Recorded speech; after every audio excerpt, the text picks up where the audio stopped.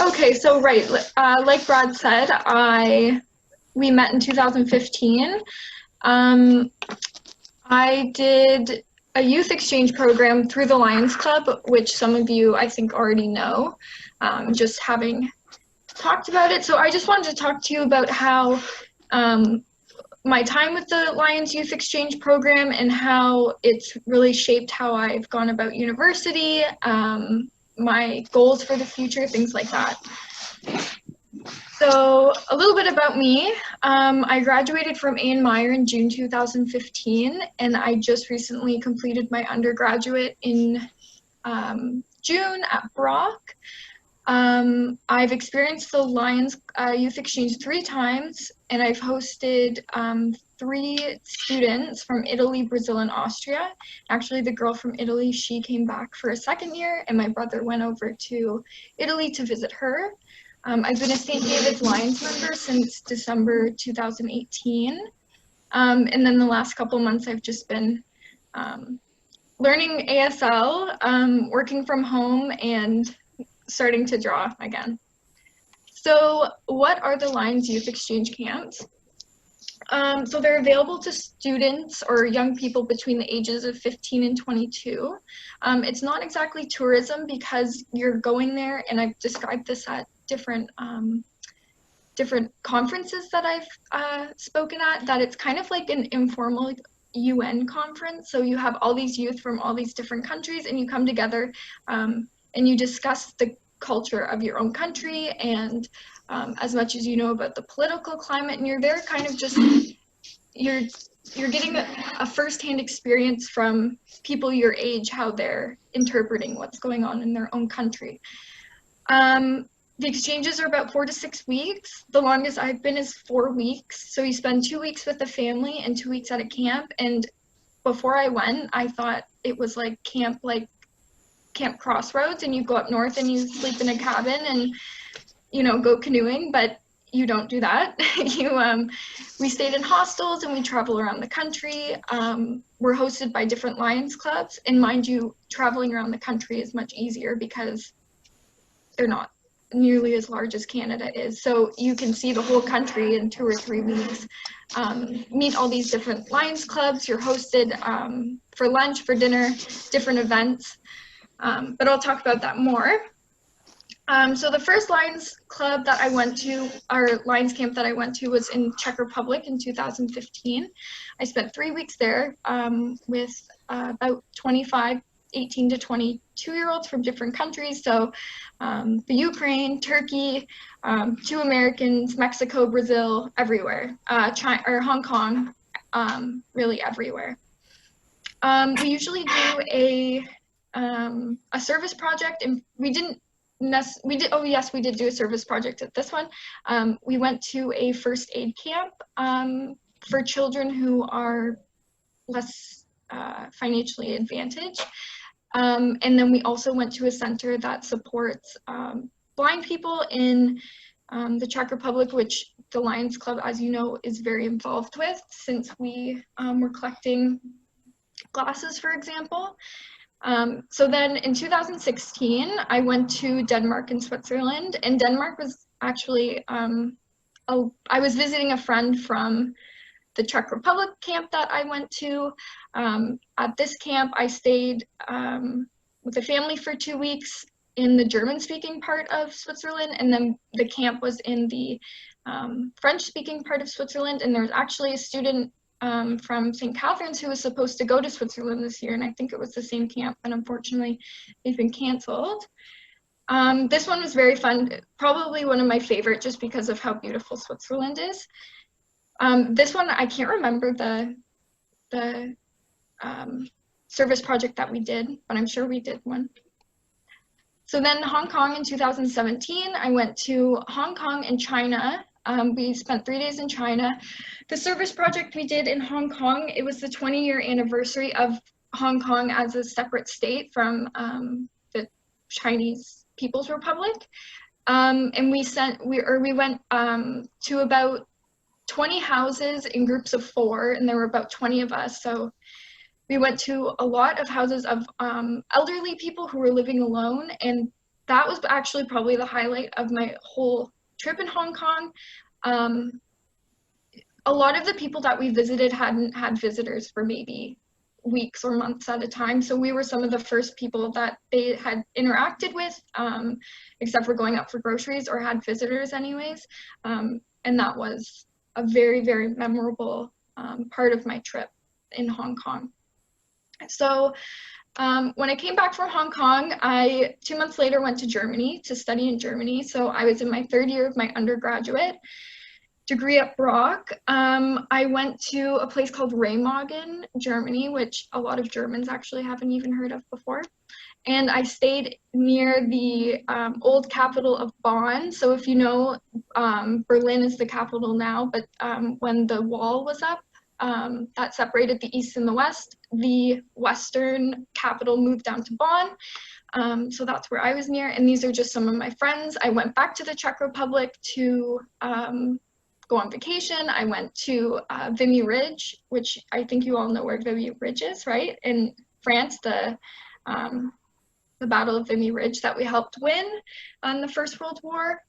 And I also did an internship here, and that really, with the help of the Lions Club and having the international experience already, I was totally confident in going to Germany, and I didn't know what to expect, but I knew how to conduct myself in an international setting, and I got to focus on how I want to use this experience to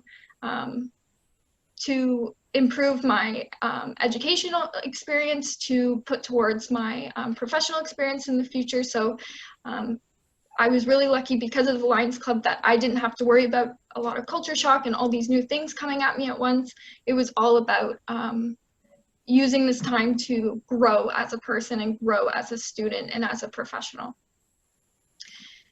So I've recently, as I said, just graduated from Brock. When I got back to Canada in 2018, I started learning German. So maybe you saw before, I knew 0 German when I went to Germany, which actually wasn't a problem because everybody spoke English. But if you go to a different country, be courteous and learn the language. So I came back, and I was also an ambassador for Brock University for a German academic exchange service, which I'm now an intern for. And you can see down at the bottom here, this is on the German consulate Facebook page for Toronto, and this is just a life with COVID. I don't have it, but this is the hashtag they chose for some reason. Life with COVID series that they're doing about how we are adapting to the pandemic. So then this is the exciting part that I am excited about. I'm actually moving to Germany in 3 weeks to do a teaching assistant position at a high school in a little town called Aalen. The red here on the map, that's the state of North Rhine-Westphalia, which houses Cologne. You can see down in the bottom here. And then up here is a church in Münster. I don't know if you know any of these cities, but they're all very large cities, popular cities for people to visit. And I got this job because I had been learning German, but I also, like I said, I did these exchanges with the Lions Club. I had the confidence to go over to Germany for a year. And then I came home and learned German, and this is the opportunity that was presented to me, with all of these things coming into play together, and all of these things, these people that I met that knew second and third languages, where I only knew one, and they've subconsciously encouraged me to learn these things. You know, it all really comes full circle eventually. So why is international exchange important? Like I said, it allows for you to grow as a person. You get a chance to analyze the way that you live your everyday life, the culture that you live in as well. And I did find myself appreciating the country that I live in even more when I got home from these exchanges.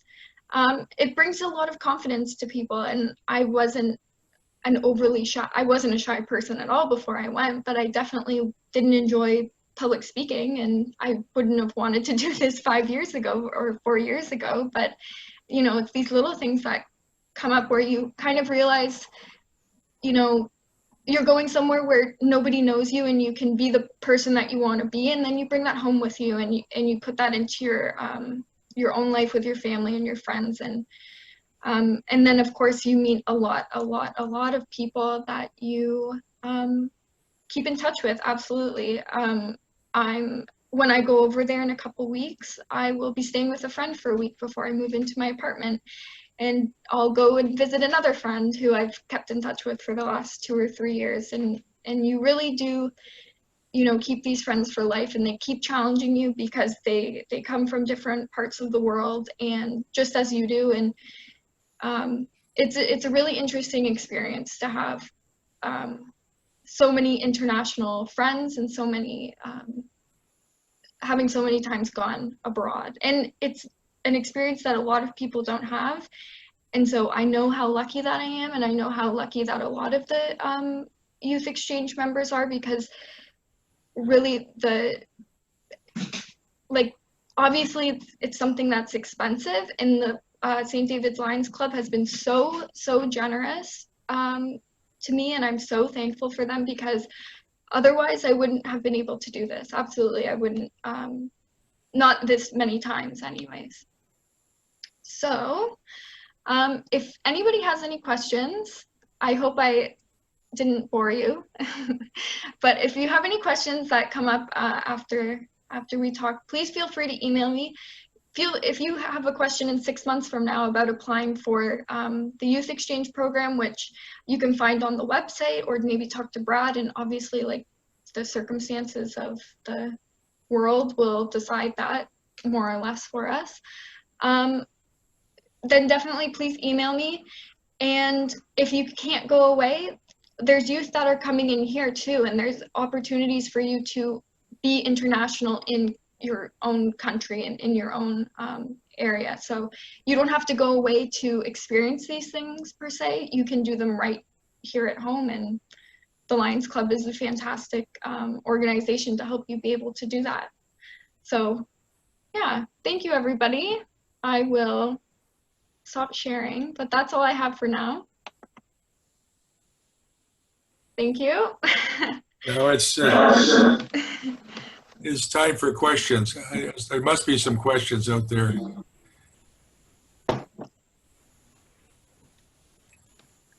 I just want to say congratulations, Hannah. That's awesome. Thank you. To hear. And I'm so happy that you got to experience everything that you have. So I just want to ask you how you started going on these youth exchanges. Like, how did it come about for you? Okay, yeah. Well, actually, so it was grade 12, and I was sitting in MSIP, and for the week leading up to this announcement, I was looking up summer programs in France to learn French. I don't know any French, but I really wanted to go away because I had done the Anne Meyer Europe trip. And then I heard on the announcements, and they said, if you want to spend 4 to 6 weeks in Europe, come down to the guidance counselor's office and we'll set you up.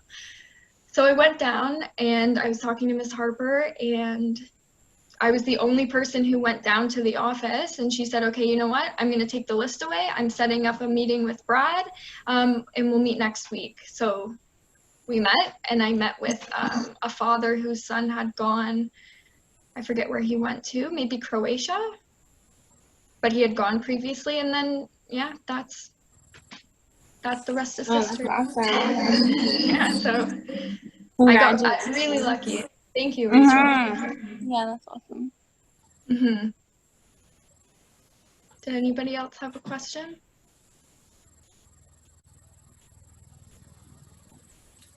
How did you do with finances on this thing? You went 3 times.